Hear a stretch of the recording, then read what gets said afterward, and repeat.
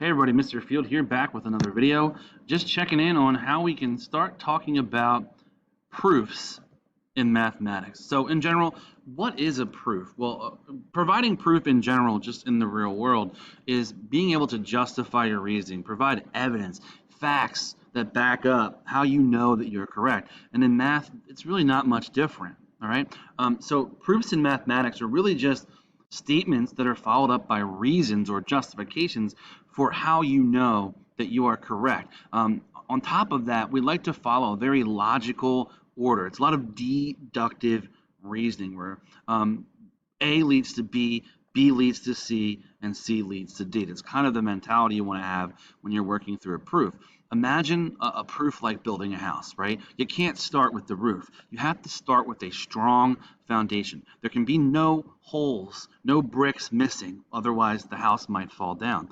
Another way to think of it is like, there can't be any chinks in your armor. If someone can poke holes in your argument, then most likely your proof is not correct or it's false. And this is why in mathematics, really the basic building blocks of all math start with proofs, because there's going to be no chinks in their armor. And that's really our goal here today. Now, there's different types of proofs or different ways to prove something or justify your work mathematically. The one in the middle is probably the most straightforward, I would think. It's called a flowchart proof. Essentially, it's a great way, the way I think of it, of like brainstorming when you're given some sort of proof, something to solve. It's like a puzzle, and you want to kind of get a game plan together on, how are you going to get from point A all the way to point Z, and a flowchart proof is a great way to do that. On the far right, we have a paragraph proof, which is exactly what it sounds like. You're simply just writing a straight up paragraph in order, a logical progression of what you saw and how you knew things were going to be correct as you work your way through. So a paragraph proof is typically something you see more in like a college setting. So for us, technically you can do any of these folks for these proofs, but most of the time you're going to be dealing with a two-column proof. It's my favorite because it's really organized. So you see this chart. If you want to take, click the link below on any of them. It'll show you some examples of each. But we're really going to focus on the two-column proof today. So in order to do that, we're going to start with actually what we call mini proofs. All right. So all of these examples that you see below you are technically in the two-column proof format. So with the two-column proof format, it's kind of like an XY table, where instead of X and Y on the left, we have statements. So we're going to state a fact, something that we know happens to be true. And then on the right, we'll have the reason that we know that it happens to be true. That's really what a proof is. So just starting with this kind of follows this if-then statement. If any of you have done any coding before, you might have heard of an if-then loop, but essentially it follows the pattern, the logical deductive reasoning pattern or progression of if this is true, then I know that is true. And then if I know that is true, I can conclude something else. And that's really how we're going to work through these. So let's try a couple examples, and then we'll end with an actual real proof at the end. Triangle congruency proof, that is. So given this picture, it says given B is the midpoint of AC. So before I jump into that, given information is exactly what you think. It's what you're given. The start of any two-column proof, or any proof in general, you should always start with the given information. So literally line 1 of my proof, I'm just literally regurgitating what I was given. B is the midpoint of AC. What's my reason? Well, they told me that was true. It was given. From there, I'm hoping I can use the information, the relationships, the definitions, whatever it gives you in line 1, to make some sort of logical conclusion for line 2. So in this case, since we know the definition of midpoint is that it's the point in the middle or it's halfway in between, I would fully expect you to add these tick marks, these congruence marks, indicating that, hey, you know what the definition of midpoint is and you can apply it. So therefore, I can conclude, hey, because B is halfway in between, I know that segment AB must be congruent to segment CB. And that's our statement. What's our reason? Well, that's the definition of midpoint. And of course, you can abbreviate if you like I did, like def meaning definition of midpoint. That's our reason. So this is the kind of path, this is the logical progression that we're going to take. They're going to give you some info. You're going to use that to make a factual conclusion, something that you know is 100% true. Let's try number 2. So again, we're going to start with the given information. It says, hey, given DB bisects. So notice ray DB, it's got that little arrow on it, is going to bisect angle ADC. So again, any proof always starts with what you were given. Technically, it's supposed to end with what you're trying to prove, but we're going to build our way up to that. So there's our reason. It's given. They told us. Based on that, we should be able to fill in some markings in the diagram, these congruence marks, because by the definition of bisect, I know for sure that angle, the top angle, ADB, must be congruent to angle CDB. Has to be 100% guaranteed. All right, based on the definition of bisect. Now, in a real proof, you would continue. There'd be multiple more lines, right? So I'm actually going to skip a couple of these. Actually, you know what? I want to jump down to 6. I like this one. And then we'll stop with the mini proofs. So hopefully at this point, you're starting to get kind of how this works, how you're going to work through these proofs. And we'll do a real one, an actual triangle congruency proof. So you can feast your eyes on that. All right? So they give us this diagram, and we're not given a lot of information, but it looks like BC, that segment, is parallel to AD, and they were nice enough to tell us, hey, what's the reason? Well, it was given. Based on the fact that it's parallel, we should be able to logically conclude or make some other statements, realize some other parts of these triangles happen to be congruent, the same size and the same shape. Now, here's where some people diverge. Here's the thing.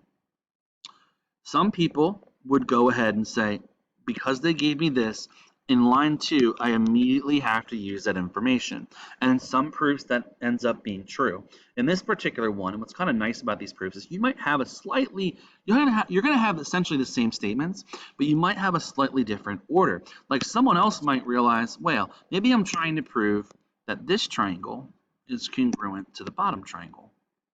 And they might say, you know what, I learned back in Unit 1 that these are vertical angles, right? Angles that are across from each other happen to be called vertical angles. So by the definition of vertical angles, we could say something like angle DEA is going to be congruent to angle CEB. And then from there, they might say, you know what, I'm going to add a line 3, and now I'm going to use the definition of parallel to find some other congruencies, right? So they might have the vertical angle relationship listed first, whereas you might realize, you know what, they wouldn't give us parallel for no reason. I have 2 parallel lines cut by this transversal, for instance. There's some really popular angles that pop up.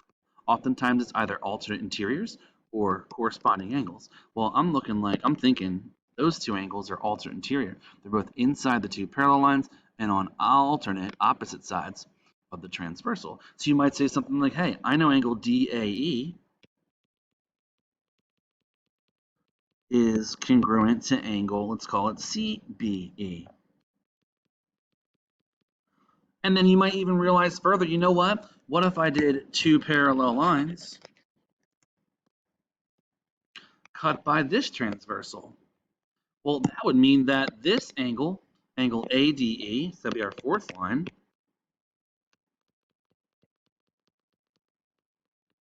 would be congruent to angle BCE. What would our reason be? Well, the definition of parallel. We apply that definition. Oh, you know what? I'm making a silly mistake. Pardon me. Because they're parallel, excuse me, I really shouldn't say parallel. I should really be listing, glad I caught my mistake, the definition of alternate interior. Because they were parallel, I knew that the alternate interior relationship exists. So excuse me. Almost made a very big mistake there. Got a little ahead of myself. So again, my apologies for that. You might have a slightly different order when you're trying to prove things. Obviously, I did a little more than this little mini proof was expecting, but just keep in mind, your lines the order might switch. You might have slightly different answers than the person right beside you. So that being said, let's do a real one. Let's do a full triangle congruency proof. So I'm going to first make my columns. I'm just going to put a little S for statement, R for reason. And like I said, we always start with what we were given. So it looks like they gave us 2 things. Now, this is where, some teachers will vary. They might diverge. Me personally, when they're given 2 pieces of information, if you have enough room to fit it on the same line, you can simply do what they did and put a comma and say, hey, well, AB is parallel to DE and C is the midpoint, right, of BD.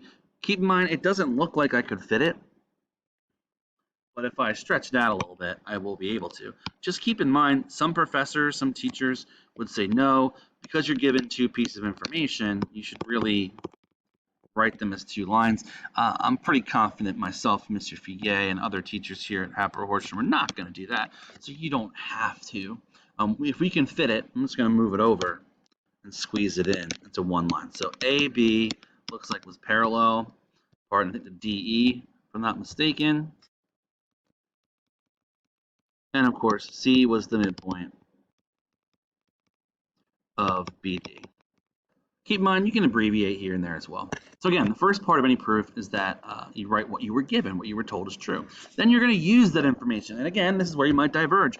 Some people might immediately use the parallel relationship to find some angles that happen to be congruent. Some people might, say, oh, I'm going to use the definition of midpoint, which is actually what I'm going to do. I'm going to realize, hey, C is the midpoint, the halfway point of segment BD. That means I know these two segments, BC and DC, should be the same length. So that's going to be my personal line 2. I'm going to say, well, I know BC is congruent to DC. Why? Well, that was the definition of midpoint. And again, a college professor would never accept that. Me personally, I'm cool with you just saying def mid. I know what you mean. It's definition midpoint. From there, remember, we have to have 3 pieces of info. We have to have like side congruency, side, angle, side, angle, random side, or of course HL, hypotenuse leg. So it's got to be one of those. So we use the definition of midpoint. We can kind of cross that off our list. There's nothing else we can conclude based on that definition. So we're going to have to turn our sights to the fact that we have 2 parallel lines. They would never, ever give you 2 parallel lines for no reason, right? And here's again where things get interesting. They're telling us that these 2 lines happen to be parallel. First and foremost, common mistake, parallel does not mean that they are congruent. We absolutely cannot do that. Doesn't mean that they look like they might be the same, but the worst thing you can do when doing a proof is assume. If you don't have actual evidence, they don't tell you that those 2 lines are the same length, you can't assume that. So we just know that they're parallel. Now, relating back to our second unit, 2 parallel lines cut by transversal, again, there's 2 types of angles that pop up. We have alternate interior, which kind of look like a Z, right? In the alphabet, they're all across from each other. They're across from the transversal, and they're inside the 2 parallel lines. And then, of course, we have the 2 parallel lines transversal corresponding angles, which are in the same place, right? We have 4 angles up top, 4 angles on the bottom. Well, top right, those are considered corresponding, and we know both of these pairs of angles are equal. So we can use that to our advantage. Now, depending on, we know these are our 2 parallel lines, you might choose this line as your transversal. If you kind of turn your head sideways, hopefully you start to see the Z, which would tell us that this angle here and this angle here happen to be congruent. And that might be the piece of information that you go with. However, that's not the only pair of alternate interior angles. So if I go back a smidge, we got our 2 parallel lines. What if I call this line the transversal? Well, then that means that this angle and this angle, so B and D, for instance, they're going to be congruent to each other. Why? Because they're alternate interior. So it really depends on what you see. And in this case, that actually ends up showing you that there could be more than one answer, meaning more than one of these possible options can prove the triangle is congruent. Most of the problems you're going to see, folks, is really only one option. However, you could see more than one. That's what I want to point out. So let's go with what we have here, right? We have 2 tick marks, right? We know BC was congruent to CD.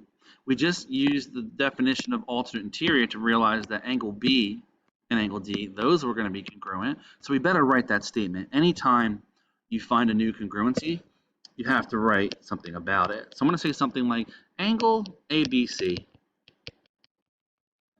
which is this angle, vertex B, is going to be congruent to angle EDC. How do we know? That's the definition of alternate interior. And I think Mr. Figuier wants his kids to write alternate interior angles. You can certainly do that. Me personally, I'm cool with def AI. I know what you mean. All right? You'll have to ask Mr. Figuier, folks, if he wants you to go further. From there, looks like we have only two pieces of info. And obviously, if you have me in class, you'll know my favorite strategy is called chunking.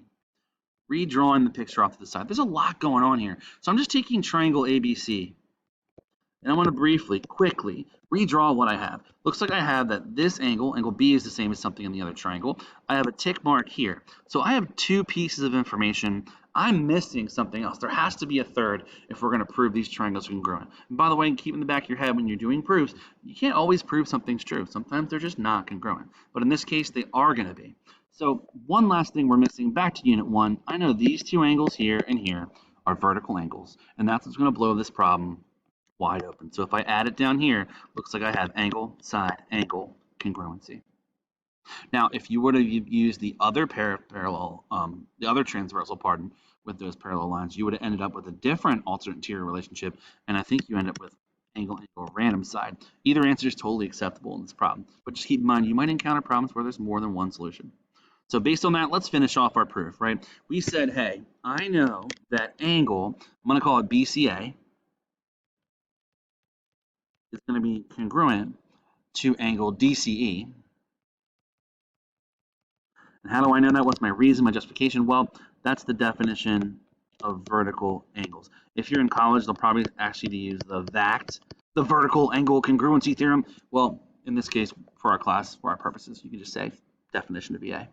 All right. And then last but not least, the first line of any proof is what you were given. The last line is what you were trying to prove. So we're literally going to regurgitate that. We know, hey, yeah, triangle ABC is congruent to triangle EDC. Why is that? Well, depending on which one you use, I'm going to go with the angle side angle congruency postulate.